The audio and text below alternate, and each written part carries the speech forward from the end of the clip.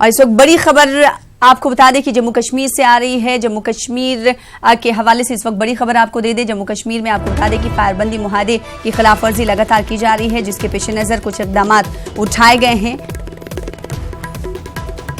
कठुआ के सरहदी इलाकों में स्कूल बंद कर दिए गए हैं। इस वक्त की बड़ी खबर आपको दे रहे हैं। इंतजामिया ने एहतियाती तौर पर तालीमी इदारे बंद कराए हैं। सरहद से 5 किलोमीटर के दायरे में आने वाले स्कूल बंद कराए गए हैं। पाकिस्तान की तरफ से फायरिंग के खदशात के मद्देनजर ये उठाया गया है कदम। आपको बता दें कि लगातार आर्टिकल 370 की मनसूखी के बाद पाकिस्तान की बौखलाहट मंजरेआम पर है। और अब आपको बता दें कि जिस तरह से लगातार फायरबंदी मुहादे की खिलाफ वर्जी पाकिस्तान की तरफ से की जा रही है, उसके मद्देनजर कठुआ के सरहदी इलाकों में स्कूल बंद कर दिए गए हैं। इंतजामिया ने एहतियाती तौर पर तालीमी इदारे बंद करवाए हैं। कहा जा रहा है कि सरहद से 5 किलोमीटर के दायरे में जो स्कूल आते हैं वो तमाम स्कूल बंद कराए गए हैं।